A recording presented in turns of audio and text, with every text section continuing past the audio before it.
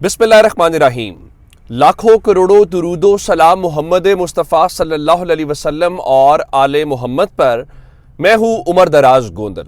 अब मैं आपको एक नई सूरत हाल बताना चाहता हूँ कि पाकिस्तान तहरीक इंसाफ से बल्ले का निशान वापस ले लेने, पाकिस्तान तहरीक इंसाफ को इंतखाबी दौड़ से बाहर कर देने और फिर ये कहना कि ये जो उम्मीदवार तहरीक इंसाफ के भी हैं इनको भी आज़ाद हैसियत में ही लिखा जाए, और उसके बाद प्रिंटिंग जो प्रेस वाले हैं उनको ये ऑर्डर हो कि इमरान खान की तस्वीर वाले पेनाफ्लेक्स और पोस्टर्स नहीं छापने। और उसके बाद भी अगर आपकी तसल्ली ना हो तो आप इंटरनेशनल मीडिया की ज़बानी सुन लीजिए कि अल जज़ीरा ने आज लिखा है कि don't cover Imran Khan PTI, Pakistan media told to sensor popular ex prime minister. अब इस हवाले से अल जज़ीरा जो इंटरनेशनल चैनल है वो ये बता रहा है कि पाकिस्तान के मीडिया को हुक्म दिया गया है कि इमरान खान की जो तहरीक इंसाफ है उसकी कवरेज नहीं करनी, और इमरान खान को तो आप हर सूरत जो है वो सेंसर करें। इन सब चीज़ों के बाद भी मामला जो है वो लगता है हल नहीं हुआ, क्योंकि अब एक नया तमाशा या नया चंद चढ़ाने की तैयारी की जा रही है, और वही किरदार मैदान में उतारे गए हैं जिन्होंने बल्ले का निशान छीनने में मदद की या जो बुनियाद बने। कैसे? नंबर 1, अकबर एस बाबर का नाम आपने सुन रखा है, और अकबर एस बाबर क्लेम करते हैं कि वो पाकिस्तान तहरीक इंसाफ के बानी रुकन हैं। अच्छा, उनसे अदालत के जजेस ने भी सवाल किया था कि आप क्लेम करते हैं कि आप बानी रुकन हैं, लेकिन बानी रुकन होते हुए क्या आप चाहेंगे कि आपकी पार्टी से इंतखाबी निशान छीन लिया जाए और यूं अमली तौर पे आप इलेक्शन से बाहर हो जाएं? अब जाहिर है कि इस सवाल का जवाब तो उनके पास कोई नहीं था। तो अकबर एस बाबर अब एक नए प्लान के साथ मैदान में उतारे जा रहे हैं। वो प्लान क्या है?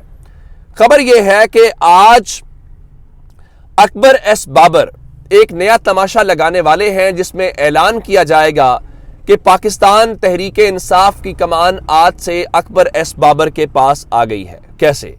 एक वर्कर्स कन्वेंशन का इनेकाद किया जा रहा है, और उस वर्कर्स कन्वेंशन के अंदर एक कमान की तब्दीली की या अकबर एस बाबर को उसका सरबराह बनाने की एक करारदाद मंजूर करवाई जाएगी, और वर्कर्स जो हैं वो अमली तौर पे ये ऐलान करेंगे कि देखें जनाब, आज जिस तरह इंट्रा पार्टी इलेक्शन में पाकिस्तान तहरीक इंसाफ तो लोगों को इकट्ठा नहीं कर सकी, तो हम तहरीक इंसाफ के उम्मीदवार होने के नाते आज कारकुनान होने के नाते आज हम इस जगह पे इकट्ठे हुए हैं, और पाकिस्तान तहरीक इंसाफ के कारकुनान जो हैं वो एतमाद का इजहार करते हैं अकबर एस बाबर के ऊपर। और चूंकि पाकिस्तान तहरीक इंसाफ का इस वक्त कोई भी कागजी तौर पे या इलेक्शन कमीशन के रिकॉर्ड के अंदर सरबराह नहीं है, तो आज से हमारे सरबराह जो है वो अकबर एस बाबर होंगे। और ये नया तमाशा लगाने का मकसद क्या है? और फिर कंट्रोवर्सी क्रिएट हो जाएगी और मामला इलेक्शन कमीशन में, अदालतों में ये चला जाएगा। अब इस हवाले से वजह क्या है कि पाकिस्तान जो तहरीक इंसाफ जो है उसको ऑलरेडी आपने इंतखाब से बाहर कर दिया हुआ है। फिर सवाल ये पैदा होता है कि क्या पाकिस्तान तहरीक इंसाफ जो है बतौर जमात अपने उम्मीदवार मेंटेन कर सकेगी? उस पे इलेक्शन कमीशन वाले कहते हैं जी, इलेक्शन कमीशन के जो इलेक्शन रूल्स 2017 है वो कहते हैं कि जिस पार्टी को हमने इंतखाबी निशान अलॉट किया हो हम उसके सिर्फ कर सकते हैं। तो पाकिस्तान तहरीक इंसाफ को तहलील तो नहीं किया गया, लेकिन इंतखाबी निशान भी हमने उनको अलॉट नहीं किया। तो जो सियासी जमातों के हुकूक हैं कम अज़ कम पाकिस्तान तहरीक इंसाफ वो जो है वो नहीं कर सकती। अब आते हैं इस बात के ऊपर कि काजी फायज ईसा साहब का जो ग्रीन सिग्नल है वो किस हवाले से? अब पाकिस्तान तहरीक इंसाफ के जो उम्मीदवार हैं NA91 भक्कर से सनाउल्लाह मस्ती खेल, उनके हवाले से उनके कागजात मंजूर हुए थे इलेक्शन ट्राइब्यूनल RO ने। उसके बाद लाहौर हाई कोर्ट ने उनके कागजात को मुस्तरद कर दिया, जिसके बाद उन्होंने सुप्रीम कोर्ट से रुजू किया। तो आज सुप्रीम कोर्ट में हैरानकुन वाकया हुआ, जहां पे सनाउल्लाह मस्ती खेल के वकील ने बताया कि लाहौर हाई कोर्ट ने उनको नोटिस नहीं दिया, उनको नोटिस दिए बगैर, उनको सुने बगैर उनके कागजात मुस्तरद कर दिए गए, और ना सिर्फ कागजात मुस्तरद किए गए बल्कि वो तो दौड़ से बाहर, उनको सुना भी नहीं गया। तो अदालत ने जो सनाउल्लाह खान मस्ती खेल है उनसे नहीं बल्कि उनके मुखालिफ वकील से पूछा कि क्या ये बात दुरुस्त है कि लाहौर हाई कोर्ट ने इनको सुने बगैर इनके कागजात को मुस्तरद कर दिया? तो उन्होंने कहा जी बिल्कुल ये बात दुरुस्त है। जिसके बाद अचानक ख्याल आ गया क्या उसको कहते हैं अदालत को कि क्यों ना बैलेट पेपर्स के हवाले से पूछ लिया जाए। कि बैलेट पेपर्स की जो प्रिंटिंग है उसकी क्या पोजीशन है। तो काजी फायज ईसा साहब ने आज ही इलेक्शन कमीशन के जो हुकाम है उनको तलब किया, लेकिन अच्छी बात जो है उन्होंने ग्रीन सिग्नल दिया सनाउल्लाह खान मस्ती खेल को और ये कहा कि आप जाके इलेक्शन लड़ें। तो आज अमली तौर पे ये पहले कैंडिडेट हैं पाकिस्तान तहरीक इंसाफ के जिनके कागजात या जिनको इलेक्शन से दूर किया गया, लेकिन सुप्रीम कोर्ट ऑफ पाकिस्तान ने उनको न सिर्फ इलेक्शन लड़ने की इजाजत दी है बल्कि उनको इलेक्शन में उतरने का मौका दे दिया है। चलिए यहां तक अच्छी बात है। दूसरी बात है, सनम जावेद जो है वो पाकिस्तान तहरीक इंसाफ की NA 119 के अंदर उम्मीदवार थी, लेकिन उनके कागजात मुस्तरद रिटर्निंग अफसर ने भी किए, लाहौर हाई कोर्ट ने भी किए, और सूरत हाल ये है कि जब मैं वीडियो रिकॉर्ड कर रहा हूं तभी मरियम नवाज पहुंची नहीं है। मरियम नवाज ने आज हल्का NA 119 के अंदर आना था और अब से थोड़ी देर पहले हल्का NA 119 के अंदर वहाँ पे जो तहसील जिसको हम TMO वाले कहते हैं, जो म्यूनिसिपल वाले हैं, वो आए और उन्होंने शहजाद फारूक जो हैं, जो उम्मीदवार हैं पाकिस्तान तहरीक इंसाफ के, इबाद फारूक के भाई जो हैं, उनके पोस्टर्स हटाए। आप हैरान इस बात के ऊपर होंगे कि वहाँ अलीम खान के पोस्टर्स हैं, वहाँ बाकी सबके पोस्टर्स हैं, लेकिन इस सारी सूरत हाल में इस सब के बीच में उस बाकी किसी के नहीं हटाए। तो मैंने कहा कि ये इंतज़ामिया बुनियादी तौर पे मरीम नवाज की आमद से कबल उनको एक लेवल प्लेइंग फील्ड दे रही है, क्योंकि हमने 130 के अंदर देखा कि सबके लगे हुए थे पोस्टर्स, तस्वीर, लेकिन डॉक्टर यास्मीन राशिद के नहीं थे। तो हमने इसको चेक किया कि आखिर क्या वजूहात है, क्या तहरीक इंसाफ वाले लगा नहीं रहे, पैसे की बचत। तो पता चला कि वो लगाते हैं और इंतज़ामिया आती है वो उतार के चली जाती है, जिसकी अमली तस्वीर हमने वहाँ पर अभी देख भी ली है। तो ये सूरत हाल है। तो अब जो सनम जावेद है वो NA 119 के अंदर उम्मीदवार तो नहीं है, लेकिन सनम जावेद ने भी सुप्रीम कोर्ट ऑफ पाकिस्तान से रुजू कर लिया है कि मुझे इलेक्शन लड़ने की इजाज़त दी जाए।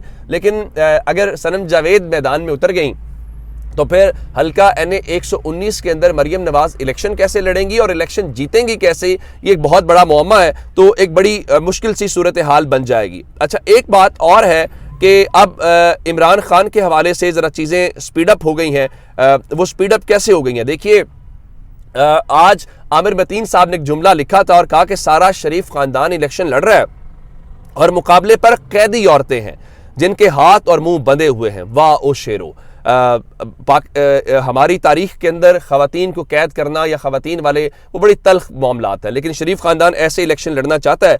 अब ज़रा एक और तैयारी की गई है। आप जानते हैं कि MPO ऑर्डर जो DC इस्लामाबाद है उनके हवाले से इस्लामाबाद हाई कोर्ट के जस्टिस बाबर सत्तार साहब ने उसको मुअत्तल कर दिया या गैर कानूनी करार दिया था कि आप ये नहीं कर सकते, लेकिन आज इस्लामाबाद हाई कोर्ट से कम इजाज़त मिल गई है।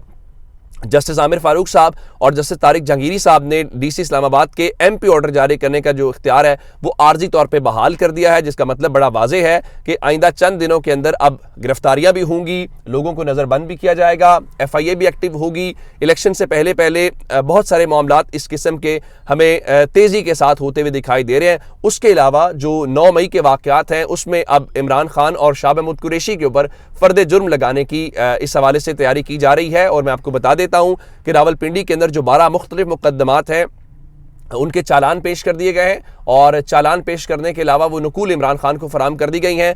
8 फरवरी को इलेक्शंस हैं और 6 फरवरी को इमरान खान और शाह महमूद कुरैशी के ऊपर फर्द जुर्म आयद की जाएगी, जिससे हमें पता चलेगा कि हमारे इलेक्शंस कितने क्रेडिबल हैं, उनकी क्या पोजीशन है। अंदाज़ा कर लेना कि शाह महमूद कुरैशी साहब के हल्के के अंदर क्या कहते हैं कि उनके साहबजादे और उनकी साहबजादी वर्कर्स कन्वेंशन करना था और ये रात को जो है जावेद हाशमी के घर के ऊपर चढ़ दौड़े। और हाशमी साहब ये कह रहे थे कि छापे से पहले तो शायद मैं इस वर्कर्स कन्वेंशन में न जाता, लेकिन अब मैं हर सूरत जाऊंगा और उनके मुताबिक बच्चे इकट्ठे हो रहे हैं, इसमें क्या गैर कानूनी काम है। और ये सारी की सारी वो चीज़ें हैं जो इमरान खान के लिए आसानी वाली चीज़ें हैं। मसलन इमरान खान जो बयानिया बना रहे हैं, इमरान खान जो चीज़ें कर रहे हैं, वो बेशक अफवाहें फैलाते रहे कि इमरान खान बाइकआउट करेंगे, इमरान खान किसी सूरत बाइकआउट नहीं करेंगे। और अब उस सारी सूरत हाल में इमरान खान के लिए क्या होगा? इमरान खान के लिए ये होगा कि वो लोगों को बताएंगे कि ये इलेक्शन नहीं हो रहा। मिसाल के तौर के ऊपर शाह महमूद कुरैशी या इमरान खान को छोड़ देते हैं,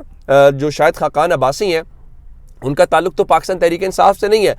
उनके मुताबिक जमातें नाकाम हो गई हैं और इनके पास अवाम के मसाइल का हल नहीं है। ये सिस्टम चलने वाला नहीं है, ना पहले चला है ना अब चलेगा। हमने एक जुगाड़ प्रोग्राम है और इस इलेक्शन से मुतल्लिक शायद खाकान अब्बासी कहते हैं कि मौजूदा जो इलेक्शन है वो बेमकसद हो चुका है और ये अवाम को या मुल्क को इंतशार के अलावा कुछ नहीं देगा। देखिए, दुनिया भर में जब मुल्कों या कौमों के अंदर बहरान आते हैं तो वो क्या करते हैं? वो अवाम से, अपने मुल्क से, अपनी कौम से रुजू करते हैं। कौम उनको मैंडेट देती है या उनके पास जाती है, तो जिससे मालूम ये पड़ता है कि वे फॉरवर्ड क्या है। पाकिस्तान के अंदर जो वे फॉरवर्ड है उसको ही बहरान के अंदर तब्दील कर दिया गया। कैसे?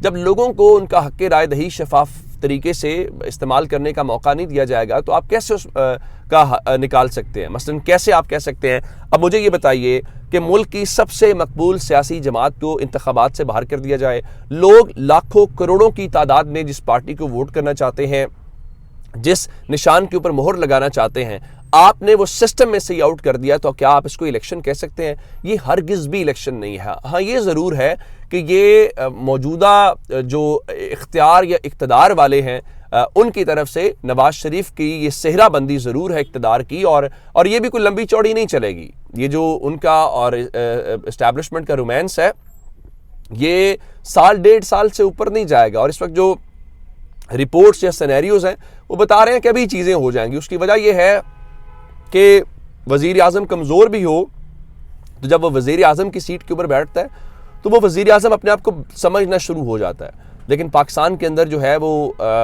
वज़ीर आज़म होता नहीं है जो, और ना ही उसके पास कितना फ्री हैंड होता है। वो कल आर्मी चीफ ने बताया है कि वहाँ पे कि क्या वो मुल्क तोड़ने पे आ जाए, मुल्क बेचने पे आ जाए तो क्या उसको खुली छूट दे दी जाए।